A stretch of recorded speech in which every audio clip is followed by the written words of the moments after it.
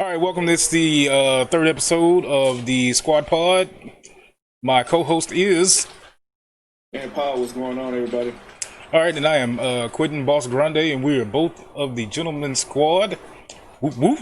All right, in today's episode, we're going to talk about the lie, and as it pertains to growing up as black men, growing up as men in a patriarchal society like America, and everything that entails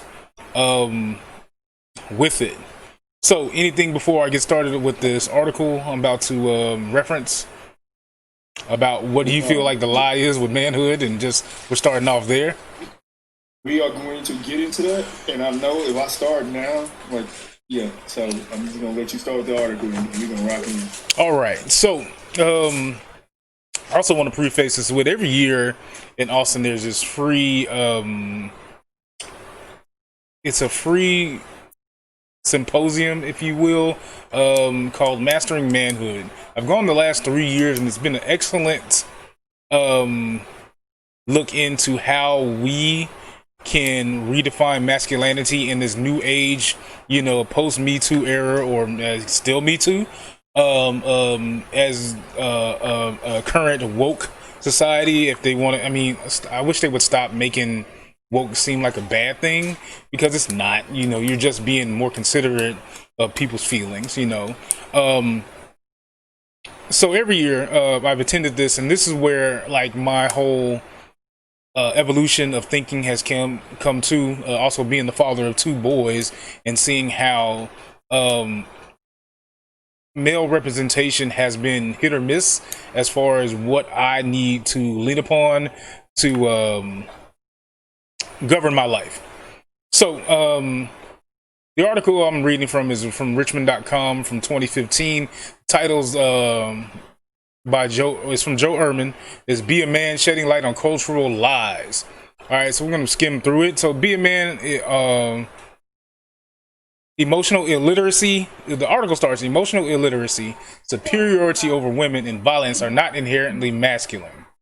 Wow, that's a great first line, because this is not what we are socialized to do. And then growing up, this is one I want to hear you from. You ever hear "Be a Man"? Oh yeah, all the time. All right. Man up. The same thing is man up. Yeah. As a boy, what did that mean to you, man? To remove emotions. Mm-hmm. Start, in a sense, stop crying, stop complaining, and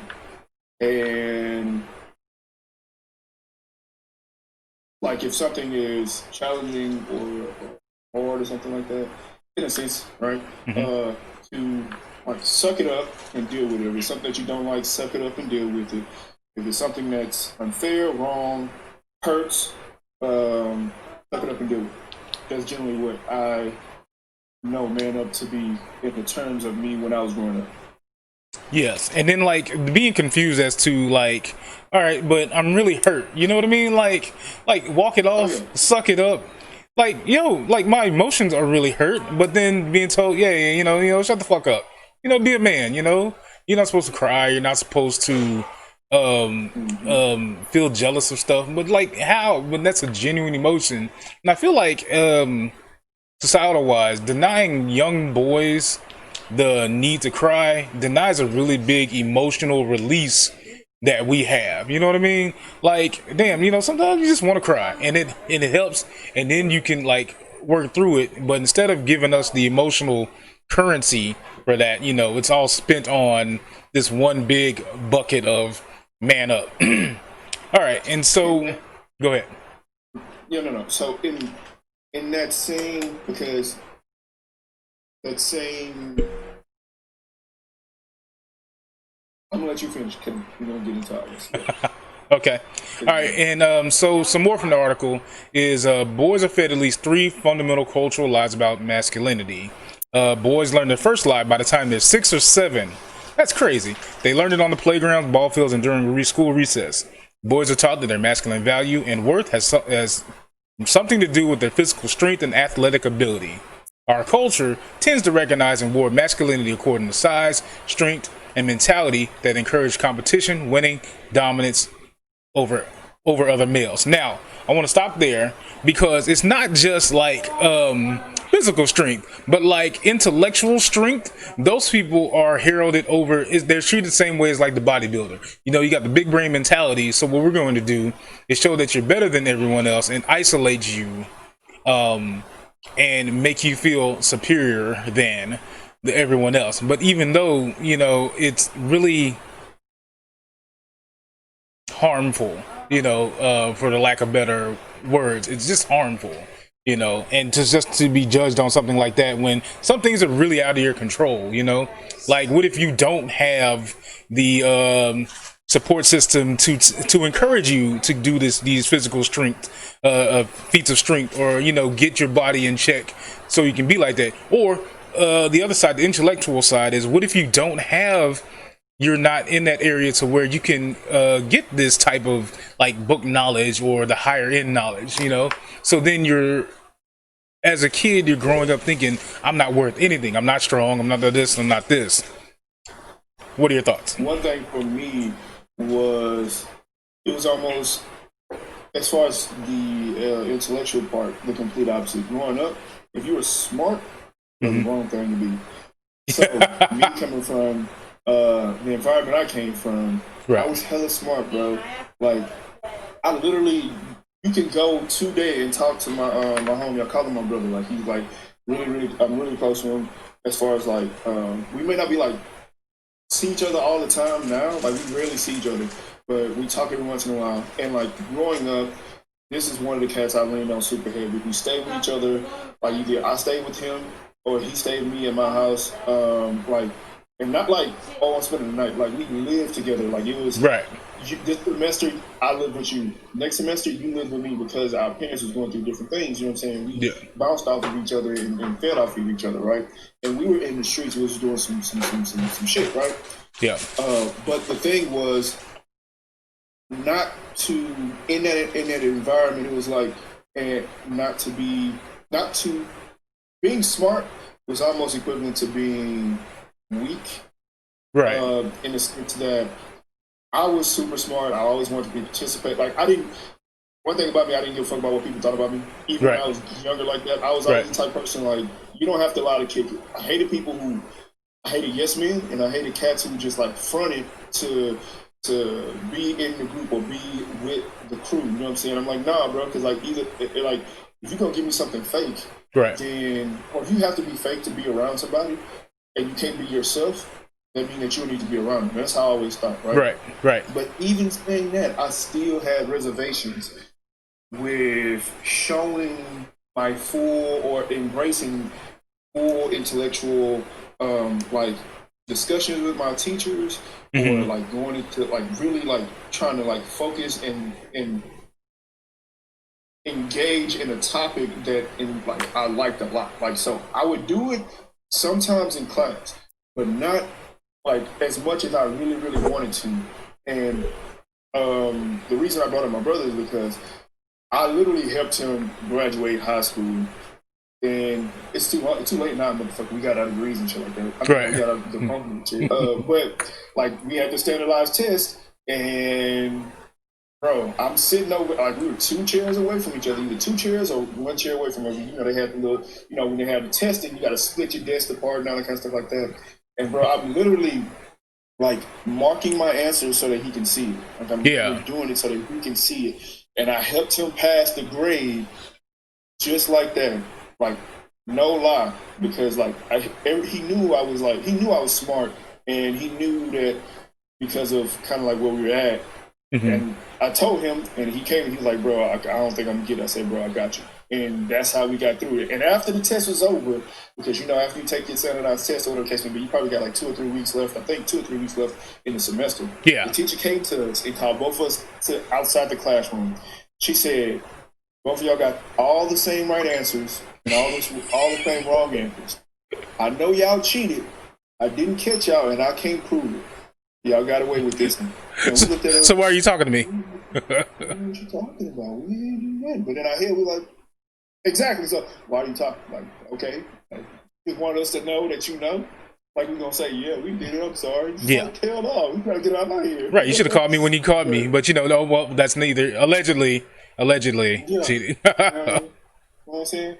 But I say that because, like, even in that, like, he knew that because me and him were really close. He knew that I loved this type of shit. I love computers. He knew I loved math, sciences, and shit like that. And he didn't have a problem with that because he knew and that's why I always say you don't got a lot of kick. Like, Yeah. But some of the other cats who didn't know me as much, they knew me as the street cat. They Yeah. know me as like the cat who actually paid attention to class and like that type of stuff, right? They didn't know me. They weren't that close to me.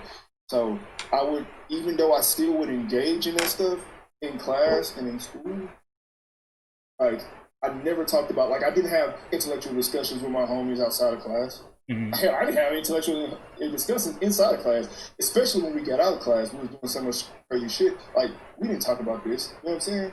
Yeah. So let me to interject real quick. Sorry about that. So how we like how we code switch. As kids we do that too, especially with like types of bravado. Everyone like for instance I was listening to one podcast about gangs. A lot of us were out, not in the streets, but we were street adjacent. You know what I mean? And then like we use that to code switch as far as on the streets. You're not gonna see how smart I am, because at school you can see that, but those worlds used to never collide. Yeah. So I'm sorry. Go ahead. No, that's absolutely right. And I noticed because I read, I think it's W.B. Du Bois, The Veil. Mm-hmm. I think that's what it is, right?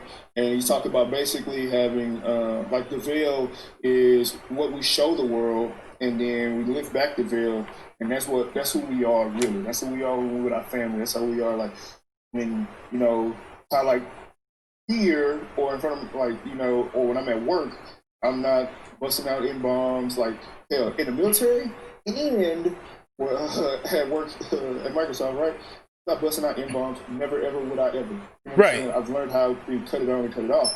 But generally, when I'm with people who I know, and not who I think, but I ain't that fool. Yeah. I ain't going to fool you to be a friend. You know what I'm saying? But when I know I'm around people who share like common background, mm-hmm. it will come out. It will that will flow very easily and heavily. You know what I'm saying? I just found different ways to use the word or the meaning. One moment. In those things. All right, technical. So, yeah, go ahead. I've never do that in those environments, but I also noticed that not only do we I think code switching is natural for humans. Yes. I think the difference between what our issue is and what other people's issue is, as far as other people who have to do it have done it because of nature, is ours is a stressor that has been like, I don't know. It seems like it's more because we're not accepted as who we are versus just it's not appropriate or it's not not correct, right? Mm-hmm. So back in the day, if you had a southern accent, and people thought you was ignorant, right? And they thought and people used to like, they wanted to get into business, they would change up and switch up and learn how to speak like Northern English, right? Mm-hmm, mm-hmm. But today, not so much. People are okay with actually proud of having that Northern accent and still being in business. Right. Even now, like there's they did how the Texas accent is going away, and how like kids like 40 years ago versus how they sound now, it's less like Southern drawlish and more clear cut. And I think you're right. Code switching is part of like not just survival, but just knowing where it's a defense mechanism. You know, like who do I trust? And it's like one of the bigger things that you can use to trust. So that was the first lie told to boys. Now comes middle school. By the time they are in junior high, they're indoctrinated into the second lie of masculinity. In our media-driven culture, adolescent boys soon discover that being a man seems to have something to do with sexual conquest. Young developing boys receive social messages that being a real man means objectifying or seducing girls to gratify physical needs or validate masculinity. Boys are taught the goals of masculinity are to win the fear and respect of other men and admiration of highly objectified women. This not only damages boys but helps create a culture of male violence towards women. All of this, yes. Now I want to say that the crazy thing about, and I've heard this said other times too as well, is that the crazy thing about Western boyhood into a man, what do we do as far as rite of passage that says, boom, you're a man? Because for me, having sex and losing your virginity as a man, that makes you sexually active. You know, that doesn't make you all of a sudden you wake up the next morning or afterwards you be like, bang, you know, I'm a man. You know I can take forth all of the responsibilities that happen, because that doesn't happen. That's not true. Mm-hmm. And I feel like a lot of times there isn't a rite of passage to what they can do. Like, you need to do X, Y, and Z, and then society as a whole will consider you a man, because all of this stuff is superfluous. So what if none of this happens for you? What if you can't instill fear into other men, or you get the respect of these highly objectified women? So what does that mean to your self-worth? You know, if you're going by this. Go ahead. So I push back on I don't think that teaches you, like, that was a major, like, to me. What part are you at? Let me see so I can make sure it's on. Oh, you're on the article too? Midway down by the time they're in high school. Junior high. All right. By the time they're in junior high,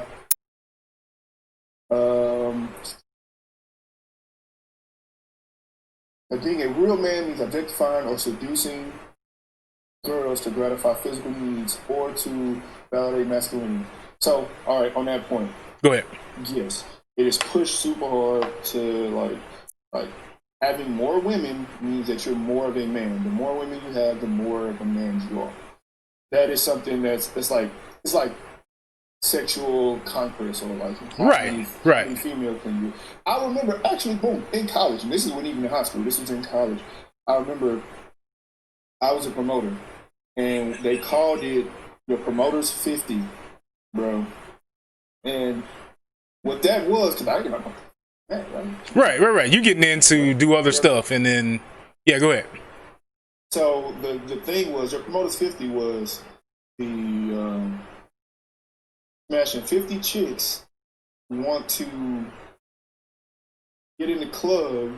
So they would basically, you would use this, or they want cheaper tickets, or they want free tickets to certain events, or something like that, and they would just like you finagle them to be like, all right, I'll give it to you if you let me smash. I'm like, or because they were more groupies, right? So that was one way. Or right. Because some chicks was groupies and you was always around like the popping people, right? They was smash.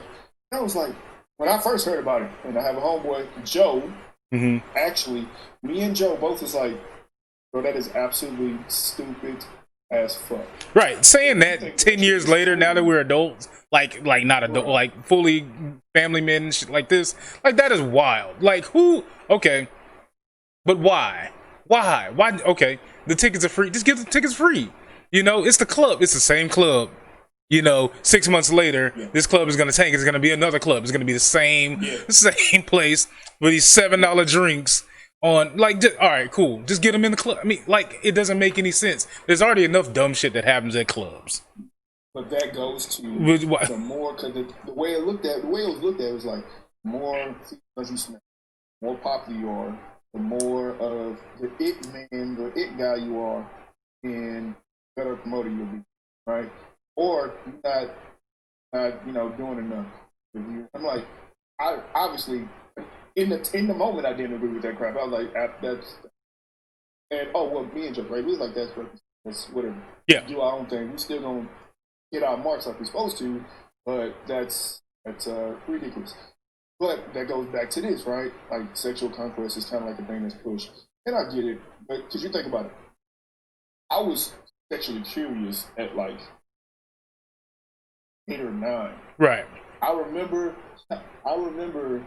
I was I remember this is why I said I'd never hump again, right? You used to dry hump. You ain't know what you were doing. Okay, so Yes. Yes. young, bro. And I dry humped this chick on her porch and her house burned down. And I thought it was my fault. Because I was little, I didn't even know I wouldn't, right? I dry humped it on her porch and her house burned down. And I said I'd never hump her again. That was like, I remember that going through my head because I felt guilty that our house burned down. I felt like I did it. I caused it. Stuff be grown up stuff that we not supposed to be. Wow. Like, oh my God. Right? Like, like, I know that's real trauma, man, and I'm sorry that happened for you. But that is crazy because it's like they tell us, we're told things, and then they don't tell us the reality of the stuff. Like in your case, And then like for me, like I had 3 older brothers growing up. And like, me, I'm the youngest of the bunch and I was also the chubby kid. From where I'm from, chubby kid wasn't cool. My brother, like my oldest brother's like super muscular and shit, right? I mean, so everyone got him. I was a smart fat kid. And I was like, man, nobody likes me. And in the hood, nobody, at that time, intellectualness wasn't great.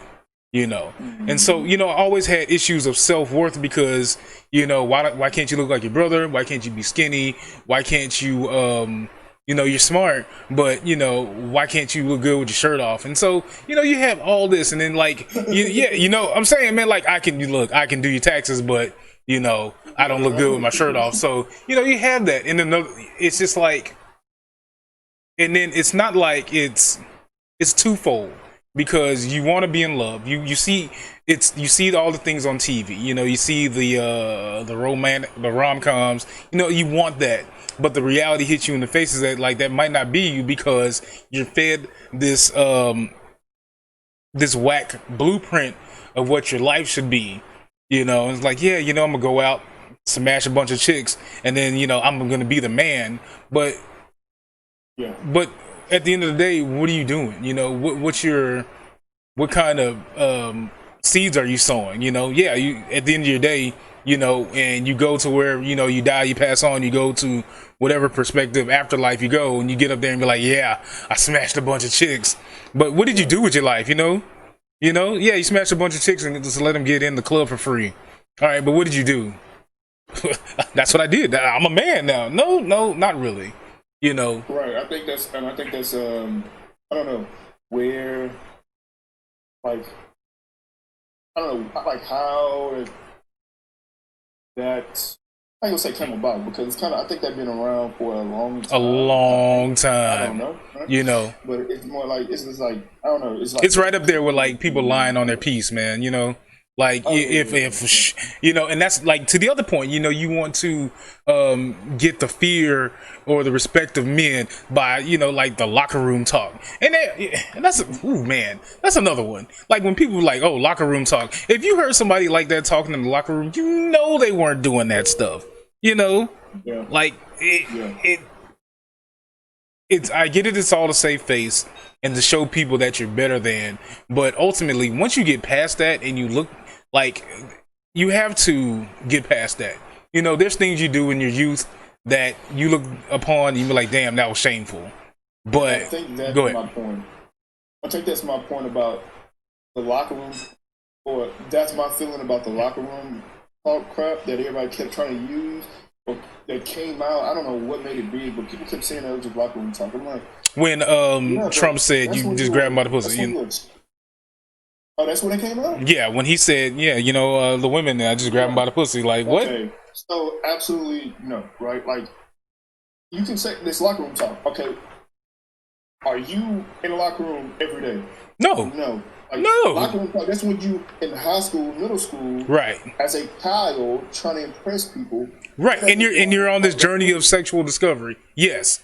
Like if you're a grown man and you still doing locker room talk, there's something wrong. But not just like a grown man, like a grown man with like marriages and like adult children. Like, man, like, come on, dog. Grow up with that shit, you know, like. We're not gonna get into how immature this guy is. So Yeah, but and then like it creates the culture of immaturity because now they want to, instead of having like a logical discourse, it goes back to the most primal of schoolyard bully type tactics. You know what I mean? Oh, like you're a stupid head. Like, why? Let's talk about this legit as an adult. We can have a reasonable discourse, but you're name calling, which is fucking stupid. And I think that is the part I'm going to talk about fear and respect of other men. Like, so, right? Like, it is kind of like not pushed, but it's kind of like a thing like, don't tread on me, and like beating other people, like whooping other people, right? Like being the bully, right? Right. One thing about me growing up, anybody could tell you, like me growing up, I hated bullies, right? Like, and same in a sense, I was the bully to the bully, right? Because I did not like that, and as soon as somebody tried that, like I went after them. Right. I'm like, all right, you bad. What's up? Like, let's make this happen. If you're talking about that, you're talking about it. You're talking about it with somebody you know gonna quiver up and get in the corner and cry, right? Right. But because cats kind of knew how I operated, and they knew like I ain't gonna say reputation because I wasn't like some fucking god or whatever. But right. I wasn't. They knew I wasn't. They knew who I was around. They knew what type of people I hang around. They knew what type of folks I ran with. You know what I mean? They knew I wasn't no joke, right? And I would be like, what are you doing right now? What is this? This what you doing? Right. It's like, do that to me, right? And I hated that because that did not prove to me, like, even when I was younger, that bully mentality. I'm like, you are weak. To me, that always show weakness, not strength. Right. You are trying to put somebody in a state of like cowardice who you know are not going to challenge you. But you wouldn't do that to somebody who's going to challenge you. You're not going to do that to somebody who's going to challenge you. You're not going to do that to the person that everybody know got the most hands. You wouldn't doing that, right? Right. And if this person ran up on you, you're going to shut up. Or you may talk a little shit, but you're going to move around, right? No. Like, I've always been, I'm like, you stand by what you say. You be who you are regardless, no matter what. I don't care who this person is. Like, hated bullies, bro, especially the ones who just picked on people because they felt like they were weak. And I'm like, that's the worst type of person that you can possibly be, to pick on somebody because you feel like they're weak. What are you getting out of that? How are you strong because of that? You're not. It's not even like challenge. And it's not even like real strength. Like, if you want, like, all that fear, you know, is not even real. I'm gonna bully people because I can see who you bully. You know, you're not bullying up. You're not bullying laterally. You're bullying down. You know what I mean? Like, what are you really bullying somebody for? Because they don't have like name brand something, or they don't have their hair's different, or they're a different size. Like, legitimately, all that stuff can be changed, and it doesn't even have anything to do with you. You know, so why are you bullying? What inside of you that you are Okay. Sorry about that technical difficulty. All right. So you were on your point of, we were talking about fake strength. Go ahead, man. Yes. So that the fact that is pushed out, I think that is, I don't know. I don't see it. Okay. It could be different from my school. But I didn't see like what you see, the typical stuff that you see in high school. And it could be because I was in a black school, or like a school kind of in the hood. So first it was really in the hood. Then I moved out of that neighborhood, moved somewhere like considered to be a good area, but it was kind of like a 5. You know what I mean? Hood adjacent. Yeah. Hood adjacent. One thing I do not agree with in this article is this not only damages boys but helps create a culture of men violence towards women. It damages boys, yes, because it doesn't it it gives you almost like a fake standard. Like that standard does not apply in real life. It doesn't apply anywhere, and it gets you to believe that your ego means something. Your ego means absolutely nothing, and a lot of times your ego is your downfall. Correct. And it gets people to the point to where they build up a persona of themselves, and they build up values that put ego first before other stuff, and that is a downfall, right? But it doesn't create a culture of male violence towards women. If I was raised in all of this crap, but I was also raised by a single mother who said, "Mama told me, if a woman is man enough to hit you, man enough to take a lick," and I still, even in that, never put my hand. Oh, okay, but that's a long story. I was in middle school. No. Elementary school, I don't know, whatever. Yeah. And I know her full name to this day. That's how bad I feel, bro. Alleged. No, we won't say that. But yeah, elementary school. That's usually where we first learn that. You know, it's like, oh my God, you know, we're not supposed to. But like for me in elementary, that same thing happened. You know, you put somebody down, and then, but it's always, don't hit girls, but also too, like, don't start stuff. I remember being on the bus stop once, and it was the summer we had moved out, and my mom had moved to a different house, and my grandmother was down the street. So she would always look at me on the bus stop up. And so one morning, I was like, there was this kid at the bus stop, and like we were like jostling back and forth, and like I was bucking him because, you know, like it was some shit, and I was just fucking tired of it, right? And so my grandmother saw this, and so the bus pulls up, but her car pulls up next. She's like, "I'm taking you to school." Man, she got in my shit about. She's like, "Look, don't be starting fights. You know, everything's cool. You know, people gonna say what they're gonna say." I was like, "Man, he's talking all this stuff. You know, he's talking all this noise to me. You know, I can't let that happen. My friends are there." She's like, "People can say whatever they want to say. Just don't let them touch you. But even if they don't touch you, you need to defend yourself in a way that they won't mess with you. You know, like that. You know, you don't need to go starting fights." And I feel like what, like you're saying, is fake ego. You start fights that you can't. You know, for better words, like all our old black people say, you're writing checks that your ass can't pay for.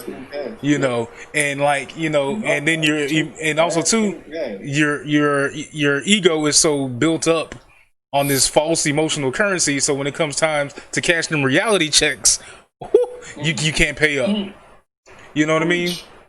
And I feel like that needs to be taught to young men, because we get all these false senses of egos, and we're put into things like, you know, my kid's not tough, so I'm gonna put him in sports. But then again, it's like group therapy, man. You're surrounded by other addicts who have different ways of coping with their toxicity, that you develop those habits. Yes, you trade off what you came in with, but you also pick up 6 or 7 other fucked up ways of being a man in society. And not to mention, some coaches don't have the best interest for them kids. You know, you see it all the time. You know, as long as there's a warm body out there and we can compete week to week, I don't give a fuck about what their development is. You know? Yeah.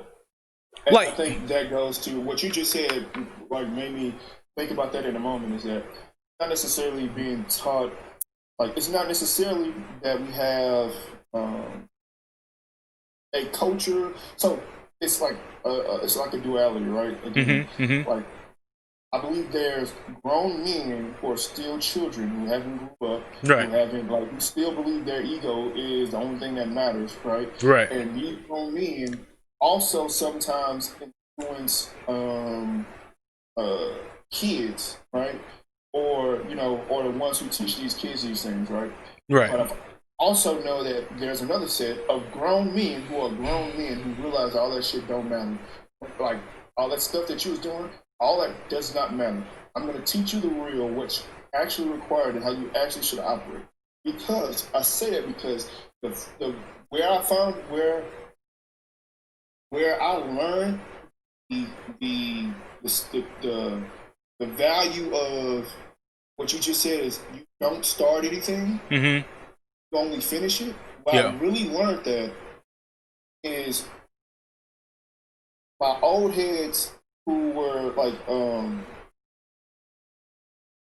honestly, GD old heads. Yeah. They always would tell me, they'd be like, we don't start nothing.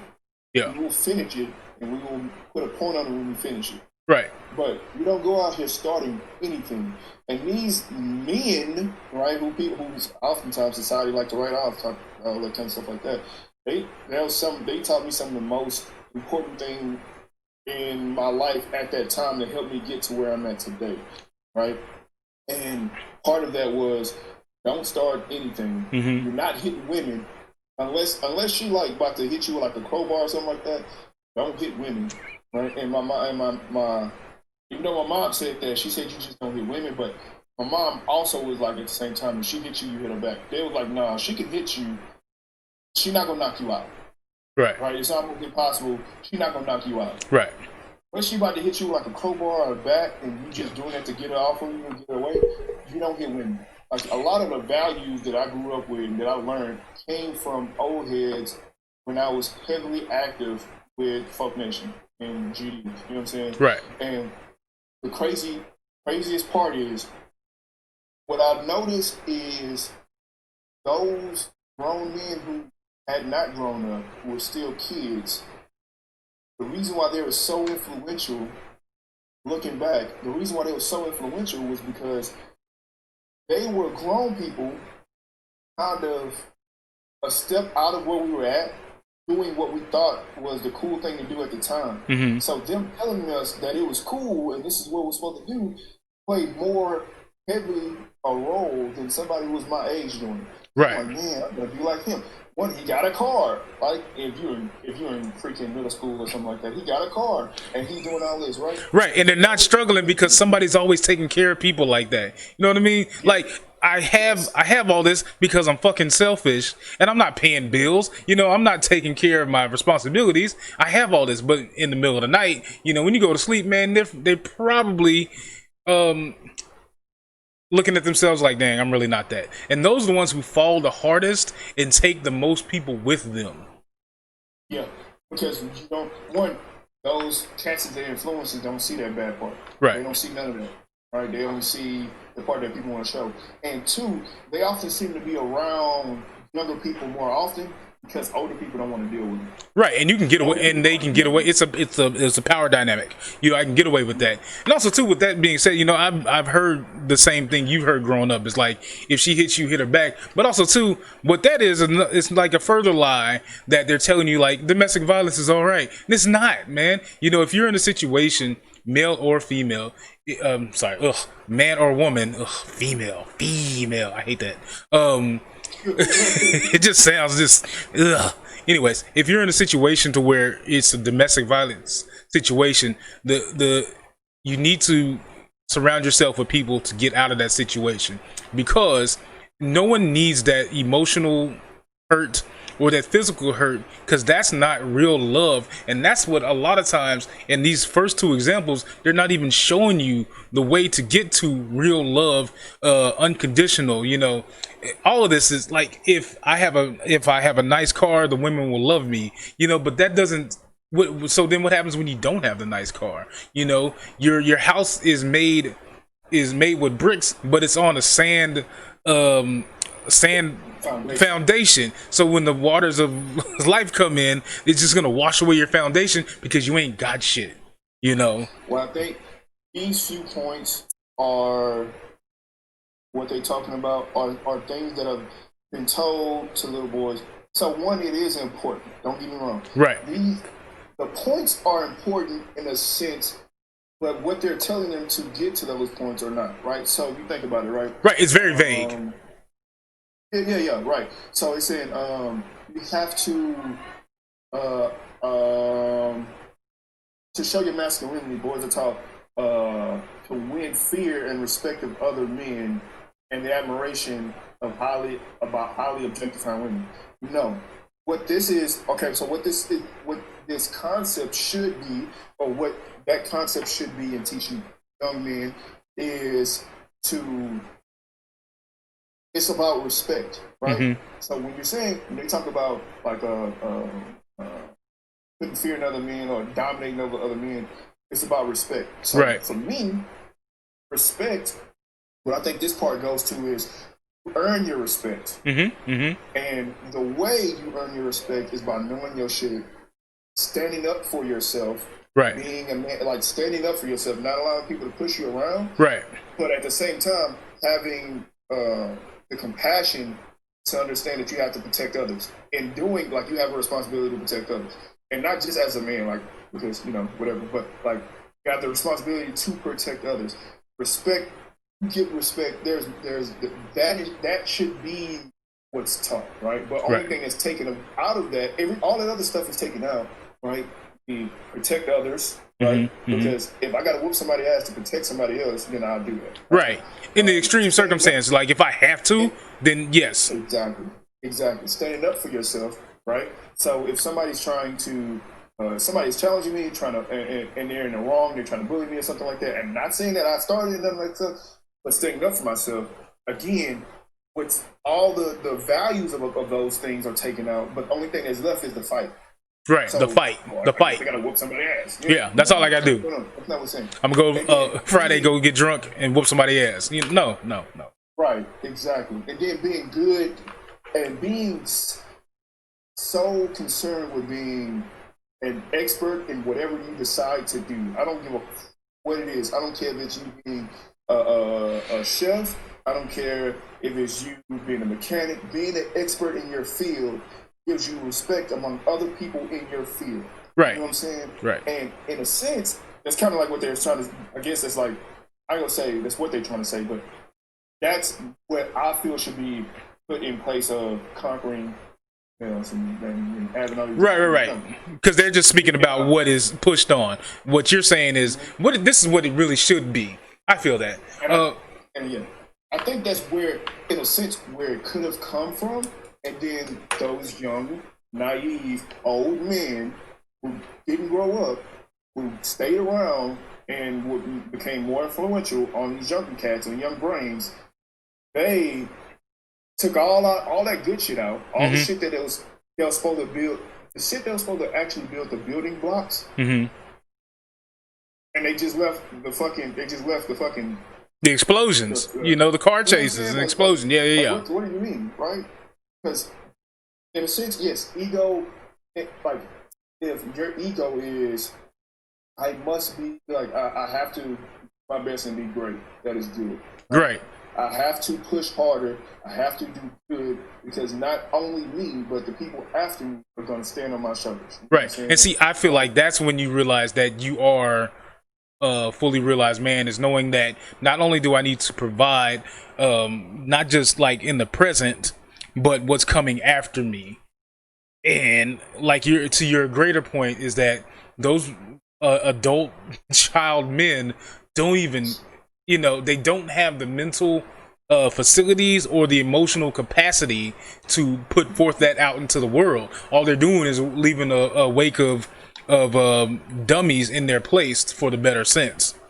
The third point in the article was about the third line imposed on boys is masculinity is defined by economic success, as if the measure of a man can come with bank account, possessions, power, and dissociated from the content of a man's character. The sad reality in America today is that too many men associate their self-worth with their net worth. We're a society that confuses who people are with what they do and have. I agree.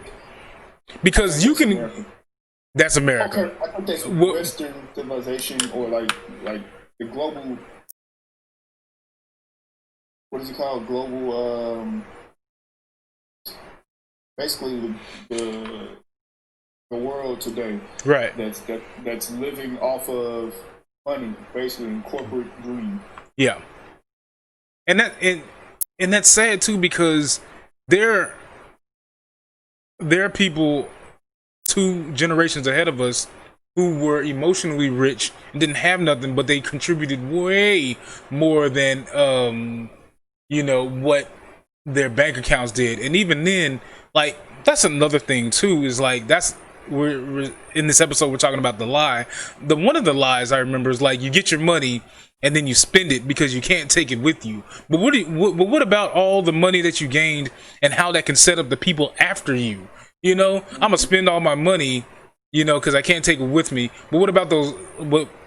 So what does that leave the people, you know, that you're supposedly as a man providing for? Because providing is not just monetary. You know, there's emotional support, there's emotional long-term support. You know, you want to do, and that's another a greater lie also too, is the big thing. You know, I fuck up, I'm gonna do the big gesture and the world will forgive me, or my spouse will forgive me, or my friend will forgive me. You know, I don't call you Anthony for years, and then I have this one big thing and be like, damn, it's better now, right? No, it's not better like that, because that's bullshit. All you're doing is shooting the big shot when you need steady flow of constantly gardening and raising better emotional crops as you go. You just can't just give one big go and just expect people to be satisfied with that, because that's emotionally abusive, and it's emotionally abusive. You're not being genuine with your emotions. I think through this conversation, I am having like a self-realization, and for realization, conceptualizing this whole, like, what we're talking about. And what I think is happening is not necessarily that people are being lied to. What I think is happening is the concepts are being dumbed down and extremely simplified. Right. Because when you talk about your bank account, the reason why that has been important, and not say it's not been bad parts about it, right, but it goes back to the fact of you taking care of others, right? Right. So, like, if you say, like, this is my family, I have to take care of them. Like, there should not be an issue if your wife makes more than you. There should be an issue if you don't contribute to the relationship and to the household. Correct. And that's I'm not saying that you don't have a job. I'm saying that if she's taking care of most of the process, like if she's taking care of this section, like maybe the finances, right? That means that you need to do everything in your power, right, to make sure that your kids are emotionally taken care of, because more than likely she's gonna be gone so much, or she's gonna be checked out a lot of times emotionally. Right. And that means also you check on her emotionally, pull her back in, because sometimes it's gonna take her away, and like she's not gonna be there because she's gonna be so focused on getting the money, right? Right. If you can fill that void,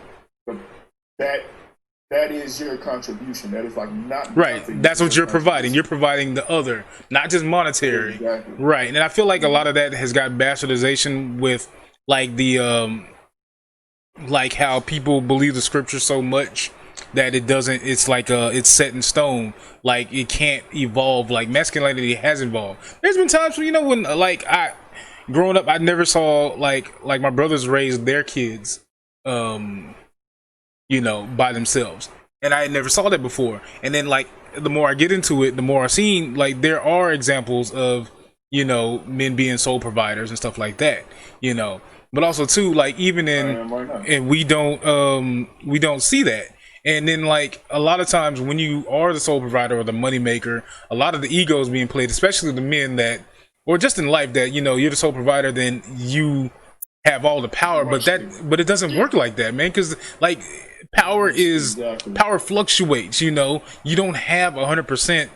You don't drive everywhere 100 miles per hour. There's speed limits, and that's what I'm saying. Like in life and in love, there's speed limits to where you can go. You can't always be the provider, because what happens then? It leads to, like, we have some bullet points about this episode. And like you were saying, like one of our first ones is like your path to success. That's another lie that is told, that you have to rush through life and keep up with everyone. You know, we were just talking to you, got your master's degree, and I was like, yeah, you know, but the Joneses, you don't know what they're doing over there. You don't know what their emotionals, like what they're doing over there. They might be doing it in ill-gotten ways, or they might be doing it, you know, legit, but they might just know the better path. You can follow their path, but don't try to keep up with them because their life might not be what you want. You know, we hear that all the time. You know, me being married for 12 years, you know, some people like, I want what you want, but man, you know, the road you got to travel to get to emotional stability and to break free from the chains of what we have, the teachings of us growing up from boys to men, and how all of that is fucking bullshit once you get into life and realizing that, you know, you might not be the chief breadwinner based on your career goals or your educational goals, or shit could happen and you end up where you can't work and all you have to do is be that person at the house, and you have to set up that emotional trust with your partner, even if you're not in relations, even amongst your friends. You know, you have to set up that emotional aspect of it, that I'm dependable in this way and I can provide this way. And I feel like as growing up in manhood, adaptability to adverse functions is what makes you a man. And that's really good, because what I was thinking about when you were talking about that is the fact that, like, oftentimes people feel like I'm a man because I make so much money and I'm a breadwinner, a sole breadwinner, whatever it's gonna be, or I just make so much money. Right. And something happened, i.e. a coronavirus or something like that, and you lose your job. What now? Right? What now? Are you like how many people, when the stock market crashed last time and they lost almost all their money, and mind you, they lost shit ton of money. Yes. And people literally like off themselves. It was like, why? Because this does not make you. This is something that you have, but this does not make you. Right. It does not make you. And I get it.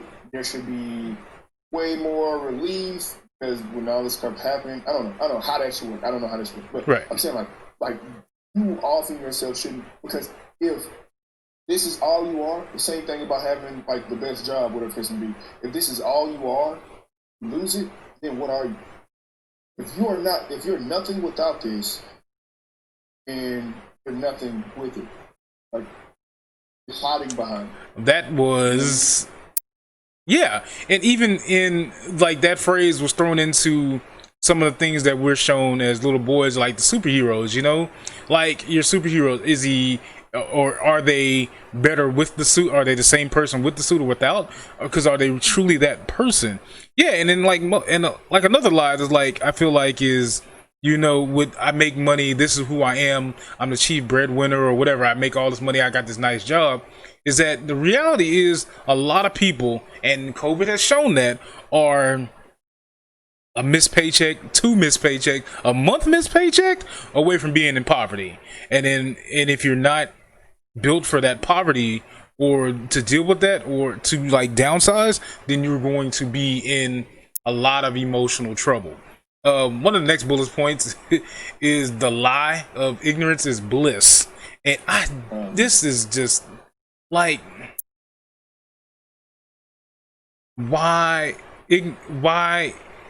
are we in a place where ignorance is bliss? Like, evolutionary ignorance has never been bliss. You know, if I eat the wrong thing and I don't know what it is, we're out. You know, like, let's talk about caveman time and shit like that. Eat the wrong thing, I'm gone. If I don't pay attention to what the tribe or the flow of everything is going, or contact somebody who has gone through that, then I'm dead. I'm emotionally dead. If you're not leaning on other people who have gone through the same thing, you're gonna go through it. You know, and ignorance is not bliss at all. I think that is a misconception pushed by those, because the only time that's beneficial to anybody is when you have made it and you don't want other people to follow behind you. Right. The reason why I say that is because if I don't see any situation where ignorance is bliss, right?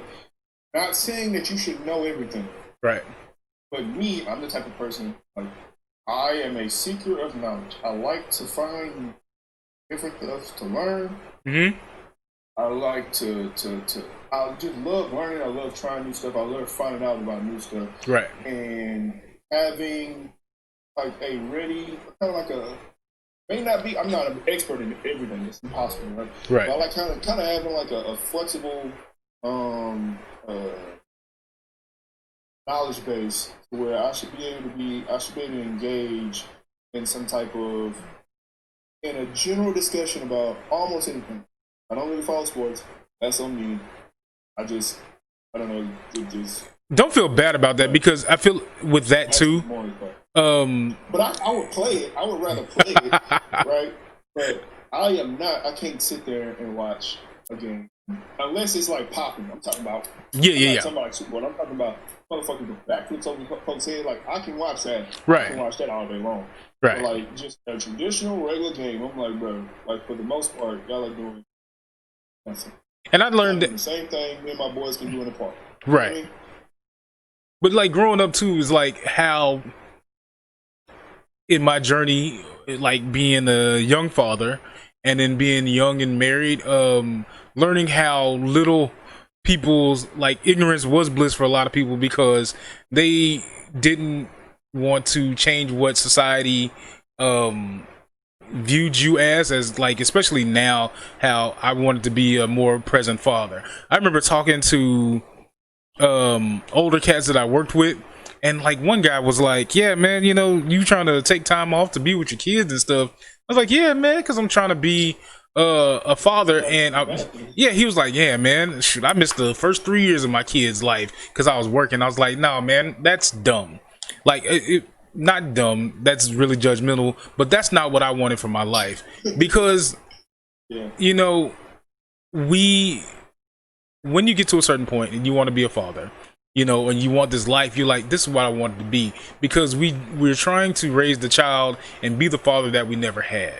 You know, my dad really wasn't like deadbeat. He was just a product of what his life was. You know, it's crazy too for us black males is that some of us, you know, in our 30s and I wouldn't say 20s, but no, 30s and 40s are coming post 80s crack era and stuff like that. And so we're raised by, you know, you might have broken parents, you know, you might have parents who didn't fully know how to navigate, especially in America, in like how, you know, the projects and gentrifying the hoods and stuff like that and being pushed into these areas, didn't know how to quite deal with that loss of leadership, you know, all the assassinations of leaders, all of the like I said, cocaine in the hood, and just everything, and they didn't know how to navigate that. So of course they put their all, like our last point is I'm about this money, you know, my kids are going to be good, I'm going to be emotionally unavailable, and they're going to be scarred, but fuck it, they're going to be able to do better than me, which in theory is okay, but in practice, in real life, it's really damaging. So it's again, nothing to me in this world is clear yes or clear no. Right. So, like that concept that, because I can see where that comes in, where the discussion earlier about man up comes in, right? Yeah. I want daddy to be home more, but he's not. And it's easy to be like, man up, he's taking care of business so that you won't have to do X, Y, and Z, right? Or stop crying and stop bitching. Yeah. Right? Yes, got that. But then when fundamental points are not taught through a man or grown man, mm-hmm. and they're taught through either other children or those grown-ass kids we were talking about. Yes. That's how you lead to those kids kind of picking up those ideals that and building a foundation of values around those ideals that's not there. Right. Right. Now, not to saying that this can't happen with influence in the house, rather as a father or the mom, right? But we're being there all the time. But in a sense, like we're talking about the crack area and being raised in that. So either you have single parent homes or you have dual homes, and not to include with that, the cost of living was going up so fast, and the amount of like the work that people was getting was not adequate to keep up with that. So if you did have a single parent, they generally was not at home ever at all. If you had two parents, both of them could be working full-time jobs just to make sure that they had somewhere to stay if they wasn't staying with parents, right? Or you were living with grandparents, grandma, grandpa, great-grandpa, you know, something like that, because either your parents are somewhere out the picture, right? So all this stuff plays a role in different fashions in different ways, right? So if your dad, like my dad, he told me straight up, and the reason why him and my mom apparently broke up and got divorced is because he was always gone. He told me straight up, he thought that was what he was supposed to do as a man. He literally told me, and he said he regret that every day because he said he regretted. I don't know, baby. He said he regretted because it caused him and my mom to break up, and it caused him not to be in our lives. Yes, we knew who he was, and sometimes we would go to his house on weekends. Sometimes we would go to his house in the summer. But he was really not really a part of our lives in the sense that I can go to him and talk to him, or he can see me and see that I'm going through something and help me navigate that. Right. Like I had different people in my life who could do that, and one of the main people who was there was oftentimes is my mom's boyfriend, and some were bad, some were good. Yeah, and same the here. One who I call like my dad said I had a father and I had a dad, right? Who I haven't talked to in so long because some crazy shit happened. And he used to be in the streets. In the streets, the same cats that y'all, same thing I was saying about the cats who, my old heads, after society write off, say they were trash or they were X, Y, and Z. He taught me some of the most valuable lessons in my life. And he helped build and instill in me what manhood is. Right. Not to impress. What do I need to impress these cats for? For what? Who are they? Are they gonna be here in the next 10 years? Are they gonna be here in the next 2 years? How are they gonna help you in your life? You know what I'm saying? He taught me a lot of that stuff, or he opened my eyes to a lot of this stuff. And these things matter because if you were raised with now, mind you, my mom and my mom was working always gone generally because she had to make money, you know what I'm saying? And then when she wasn't working, it's only because she got lupus, she got sick, and she was in the hospital for like the next 3 years. Right. And 2 of those 3 years, we was homeless. So, you know what I mean? Like, yeah, it's what it was. What you mean? You know what I mean? Yeah. So, but I said it because, like, she wasn't there. He was there. And he helped, like, really guide me, I think more than my sister. Really helped guide me to be kind of a man, and even though he was only there for a short period of time, because shit happened. Long story short, that's neither here nor there. Yeah, you know what I'm saying. But I then had to use that little bit of thing, that little bit of knowledge, and I was searching for, which kind of put me into where I was at. I was searching for a group of boys or men, mainly men, who could, because everybody want to be a part of something. Everybody. I want to be a part of something too. Right. I want to be a part of something that I felt good. And that's why in my time, when I was growing up, I looked at Crips were over here, Bloods was over here, and we had other different groups or because of me. And I'm like, man, these people stupid. You fighting these cats because they got blue on. I mean, red on. You fighting these cats because they got blue on. You don't even know why. Like, what's going on here, X, Y, Z. And through research and my limited research I could do at the time, you know what I'm saying? It wasn't no internet like it was now. It was AOL disc in the back of a magazine that you got, you know what I'm saying? But through that, my limited research, I found growth and development. And I also found Fantasy Cycles, and I saw those two, I saw the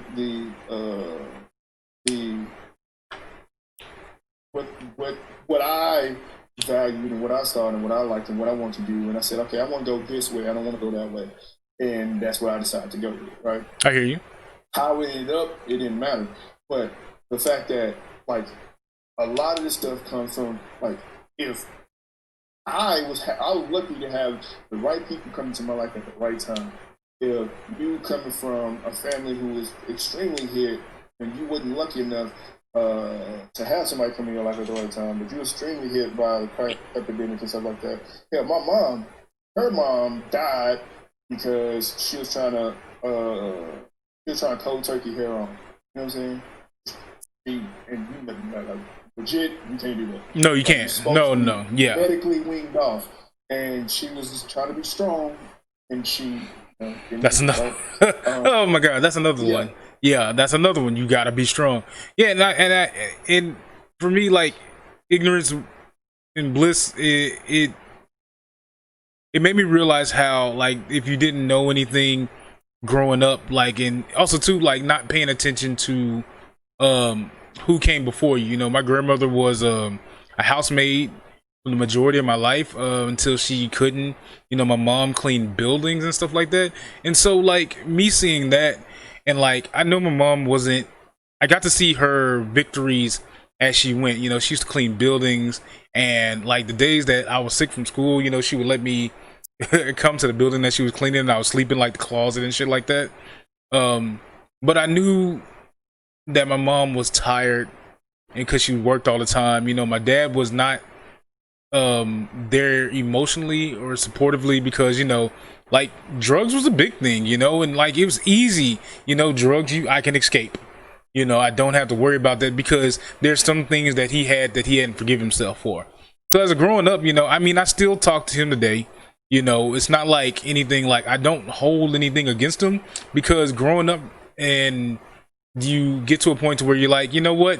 I realize the faults of what came before me and you forgive them. And that's, I feel like another thing that's left out for manhood and just the lie of like forgiveness. Like you can forgive people, you know, but not, it's your journey of forgiveness. Now that person doesn't necessarily have to accept your forgiveness. That's another thing too.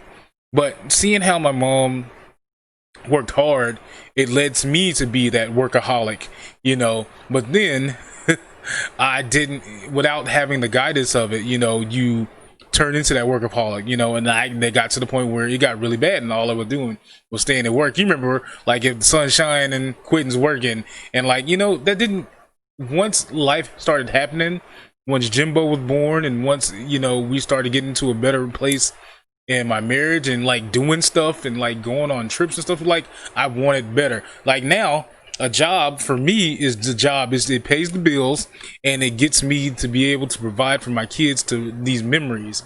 And I didn't have a lot of that growing up. I mean, we did do stuff, but you know, 5 kids and a 3-bedroom house in St. John's in Austin, I mean in the hood, you know, there was a certain level of closeness. And me and my brothers, we were close, you know, and then there was a point to where we started getting these traits, and that's what ultimately started making us move apart. We're getting to a better place now, but a lot of this stuff that we've talked about on this episode, as far as not, and it goes even to like, I mean, we really can't speak on woman to woman issues, but I feel like a lot of this can be translated to woman issues as far as what's being taught, and like better than ignorance is bliss, you know, and like judging people on their path to success, you know. But I think ignorance is bliss. That crap, and I think that crap is like basically be okay with being in your situation, which is not the right answer. And not to say I'm shitting on anybody in their situation. Right. But I'm saying that you need to be thinking, coming up with master plans to get out of your situation. Right. If something happens and the outcome of something happens, something bad happens, bad luck, something, whatever. The outcome of that is you get like whatever the consequence may be. The lesson learned shouldn't be, oh well, fuck it. The lesson should be, all right, what do I need to do next time to either, if it was a positive outcome, make that happen more at a more magnified level? If it was a negative outcome, what I need to do to never have that happen again? Yes. Right? Ignorance is bliss. That's a mindset of, well, I didn't know. I don't need to learn more. I don't need to learn shit from the mistake that I just made. Wrong answer. No. Absolutely not. Has your son gotten to the point where he's asking a bunch of questions? Yes.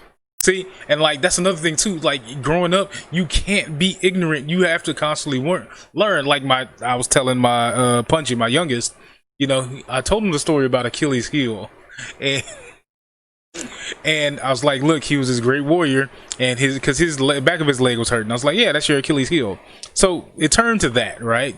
But kids, you know, smart ass parents have smart ass kids. These kids are getting smarter, whatever. So he started asking these random questions. Well, was Achilles afraid? Was his mom dipping him in the water? I'm like, man, you know, it's like little stuff like that. On a grander scale, is like you always have to either have an answer for something or know when you don't know something and let people know that, you know, I don't know this, but I'll figure it out. You know, I'll come to it. And a lot of times we get into a place to where we're so fearful of what the backlash is going to be for being ignorant that we stay in the blissful lie of, well, you know, I don't know. You know, so I'll just keep it to me. I'll keep it close to my chest and never ask for help.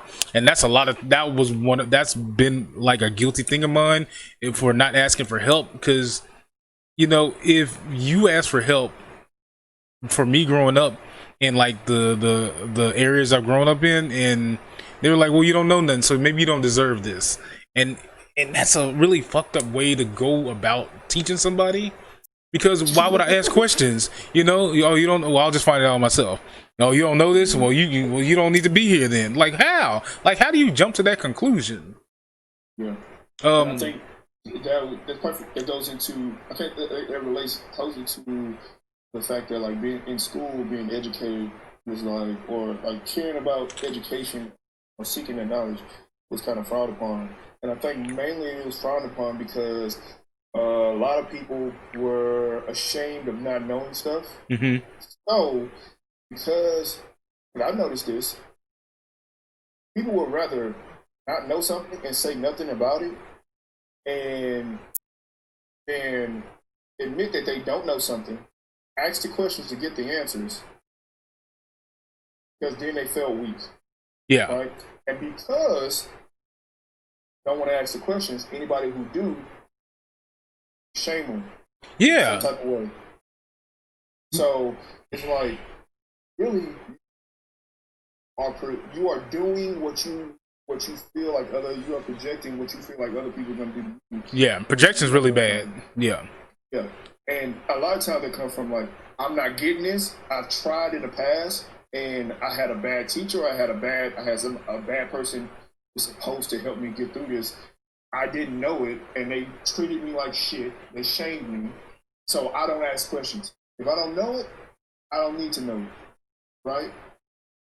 And yeah, you get to the point where you're like in high school, he's probably the jocks, he's probably the bullies, or he's probably just a regular classmate who gave up on trying to actually not learn, because if they get it on the first try, they'll keep it in the thing. Right. But if they don't get it, they gave up on trying to challenge themselves or challenge the fact that they don't understand something. Right. They don't get it. And because they gave up on that, anybody who does it, they're a geek, they're weak, they're strange. So they put them down because the real feeling is, I feel bad, or I feel not bad, but like I've given up on trying to like ask those questions. So anybody who does, then I have to make them feel bad the same way I feel bad. Because hurt people hurt people. Yeah. And like that leads into our next 2 points. You can't relax in competitive nature, and like I feel like the biggest lie for societal wise, whatever you like, it doesn't matter the gender, is like you can't relax. One, yes you can, take that time for self-reflection, and it bleeds into competitive nature. Your competition isn't the person next to you, because you don't know what type of race you don't know the road they're racing through. You don't know the type of, what they're racing on. It should be your competition is yourself. If you're not trying to better yourself from last week, from like 3 months ago, from last year, from 5 years ago, you're not growing as a person. I grew up, like I said before, with 3 other brothers. And so for the longest time, I was like, yeah, I got to compete with them. I got to show them, I got a better job. I'm more dependable. I'm this. But really and truly, it left me emotionally hollow, because once I got those victories and they weren't even fucking playing that game, then I'm standing on this field by myself. Like I'm standing here by myself. Yeah, look at me. I scored 5 touchdowns. Oh, y'all not even playing this. And ultimately that led to me being a better person. I've always I saw the type of husband I was last year. How can I improve upon that? I saw the type of father I was a week ago.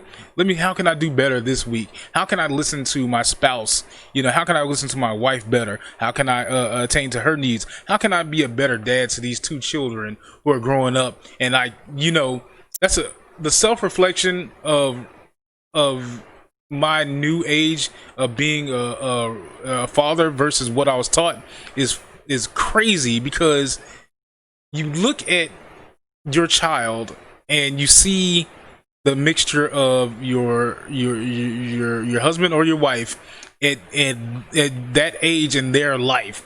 Like everything I was like, all my insecurities I see in my 9-year-old Quentin Jr. All of my curiosity I see in my 5-year-old Punchy.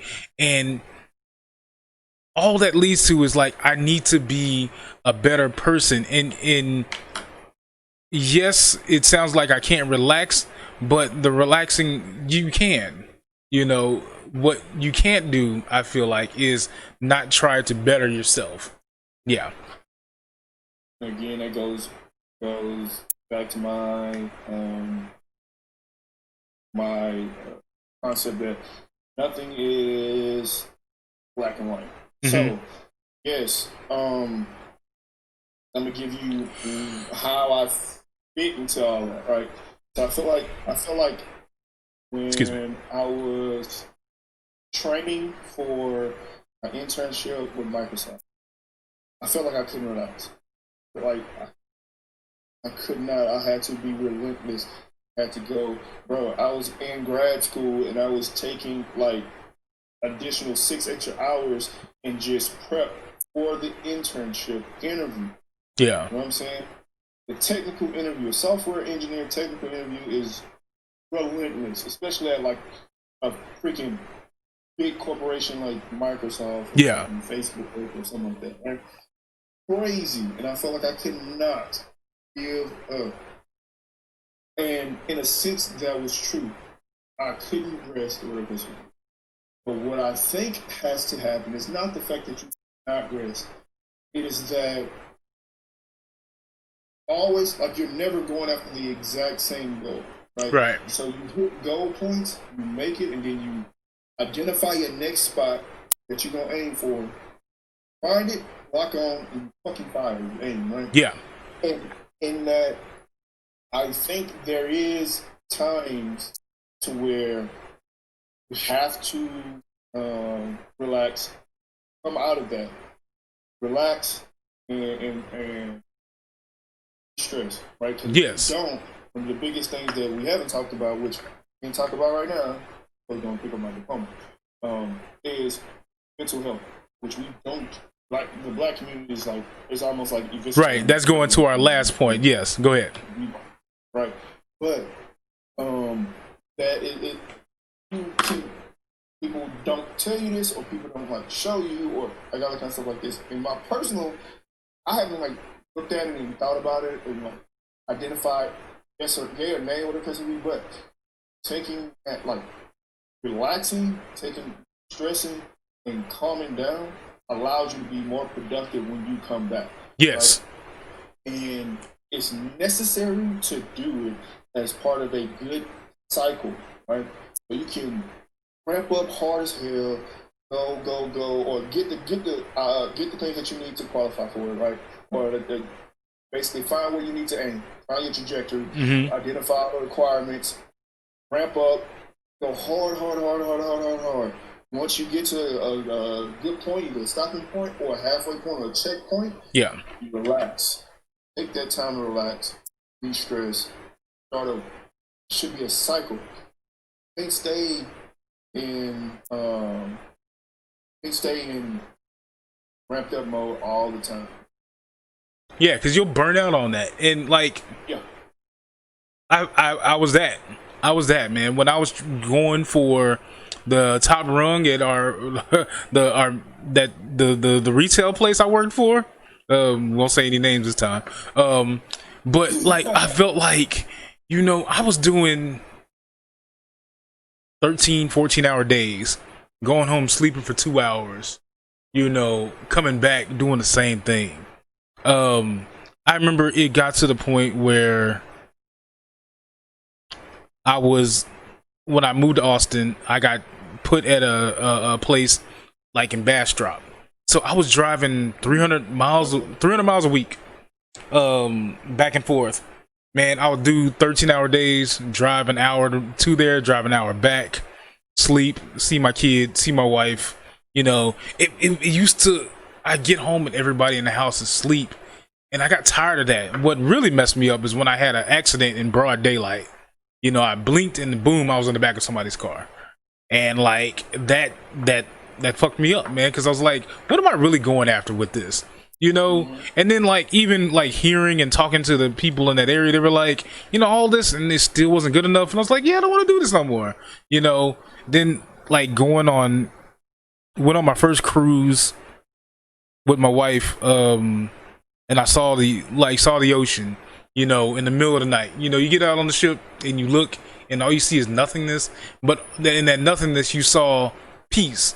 And like being so ramped up all the time, I think it was like 5 or 6 years of just going hard trying to get this promotion, man. Like I had like real medical issues, plantar fasciitis. I'm walking, icing my foot and walking for hours a day when I should have been healing, going to work sick and stuff like that, and just worried that if I take my foot off the gas, somebody's gonna replace me. But in this arena, you know what? Fuck it. It's necessary because it's gonna keep going when I'm gone. So you need to recharge the batteries. Like a lot of times we can't think of it as I'm just relaxing and I'm being lazy, because it's not being lazy. You're recharging what you're doing. Yeah. So our final point, like you were saying before, in your feelings. That's a big lie. And I hate it. I hate how it is used towards people. At first I used to hear it a lot of times when us as guys and men growing up trying to let somebody know something, oh, he in his feelings. But now it's being used all over the place to just shit on somebody who has a real emotional grievance that they're trying to air, and you're in your feelings. But why? Yes, it is a feeling. I'm angry, I'm mad, but why are you dismissing me? And it's just, we gotta stop that. Yeah, I think emotional and mental health in the Black community is trash. Just can't pray about it. And bro, yeah, like, man, what you do? But I think that is one. I think that's a generational stressor that, in a sense, has allowed us to survive, but at the same time, also causes us to have unintended outcomes when it comes to certain areas like health, and like not like physical health and mental health, and like not being able to deal with certain things. As far as when I say deal with certain things, like in if traditionally a person who doesn't have a lot of stress on their shoulders go and they receive like bad news or do something very stressful, they can just be mad in the moment, be like whatever the fuck. And what I see generally is that be mad in the moment, but kind of most people I know, and it could just not just be black people, but they hold on to shit. Yes. Yes. They mad. Oh, they hold that revenge rock, and the minute whoo. Exactly. So, the reason why I say I think that allowed us to survive is because notice all these haven't dealt with stress, haven't dealt with our lives and through situations. Now they're dealing with it. It's tough. Yeah. They're like, what's up with all these kids? Bro, bullies, like since day one. Right. Mind you, yeah, people. But not like it is now. People like, what's going on? Right. What is happening? Right? The only time I've seen it that bad in the black community, talk about that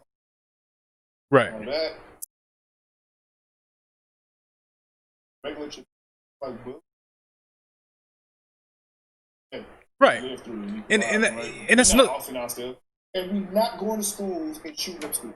Right. And to the further thing, like, you know, suicide is a really big thing that nobody talks about. And so, like, you know, it's suicide has always been there, you know, and it's always been tragic, and it's always been leaving the people who are on the other side of it with more questions. But the question is, prior to this, why aren't you engaging these people who are, you know, showing, like, why aren't you looking for the signs, you know? And it's really sad to where you are in my feelings box so much that is the answer to the to what the world is giving you. You know, oh, just shut up. You just in your feelings. You don't feel nothing. But then when that person kills themselves and commits the act of suicide, then they're leaving like, oh my God, maybe I should have listened.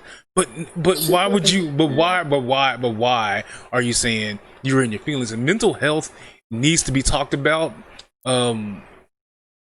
like not even like on a daily basis, but like just more in like a broader term. Because you can talk about it every day, but if you're not doing anything to move the needle on it, all you're doing is talking about it.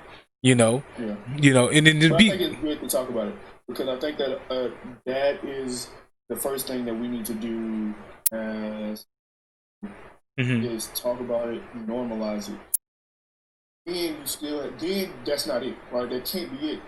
Then you have to start doing the work. Right. When you talk about it and think that that's the end goal, then it's no, right? But I think you have to talk about it to normalize it, and then in that sense to do their work. Push towards, all right, now we know like it's a real issue. How about let's try to solve it. And let's try to fix it. And that goes back to our first bullet point of ignorance is bliss. Because for the longest time, yes, you can say that, you know, even statistically speaking, it's been mostly like Caucasian people, committing suicide. You know, and for the longest time, black community treated, well, that's over there. It's not happening over here. But yes, but now that it's here, talk about it. You know, stop lying to your kids about it. Stop lying to your friends about it. Like, this is a real issue, you know. I'm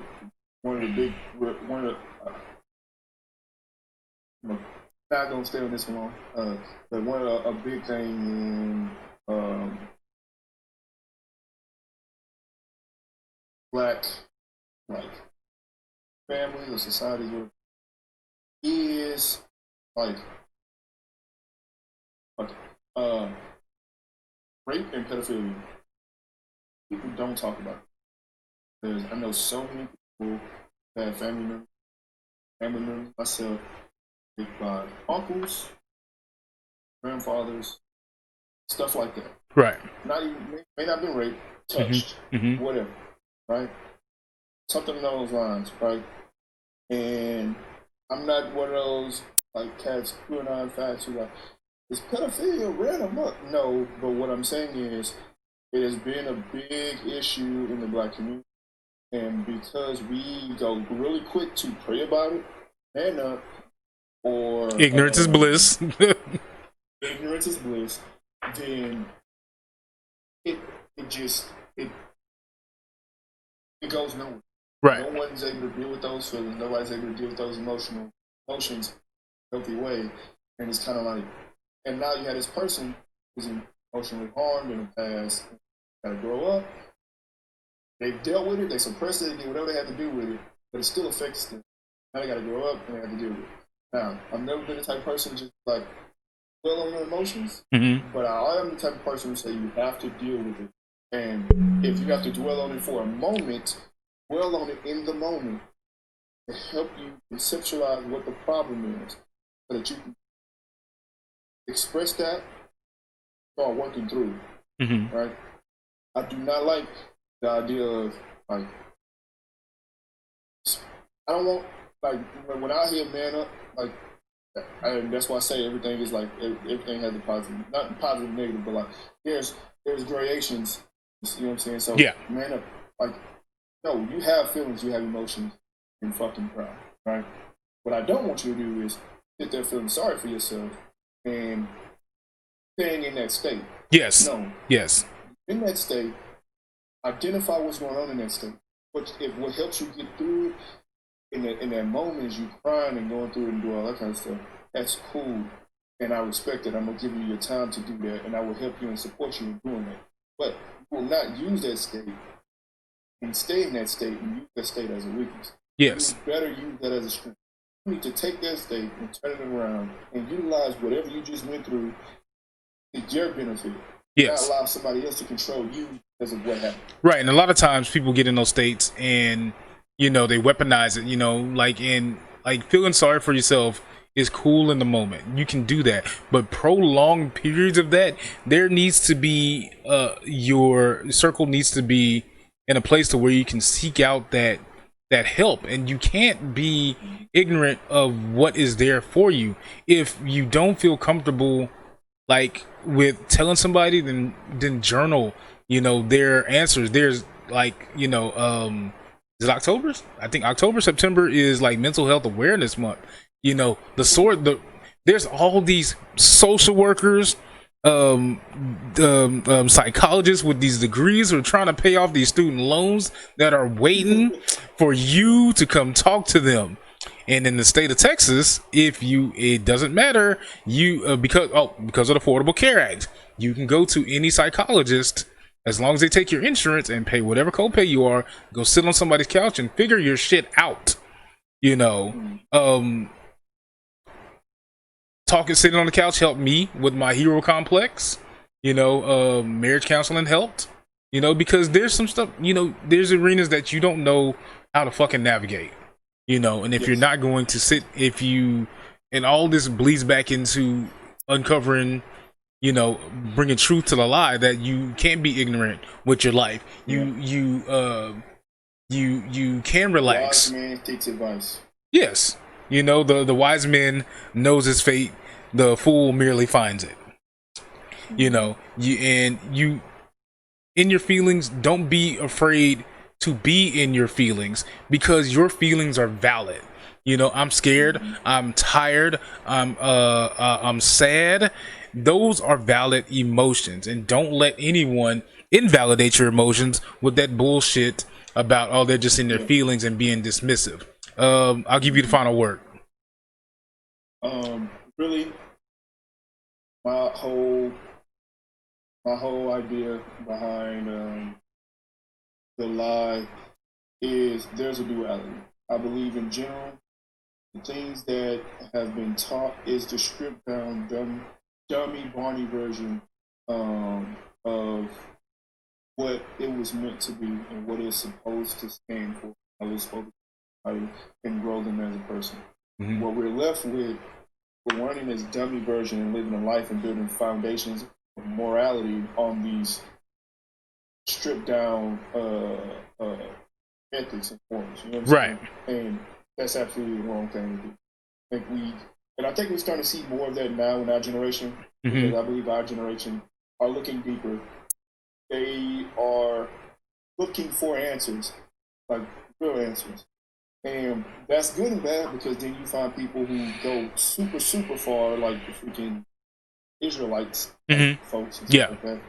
But at the same time, like, that's all in that search for, like, gaining more knowledge. I cannot be stuck in the situation I'm in. I can't be stuck where ignorance is bliss. And I think that's a big thing in our generation moving forward, and a little bit in our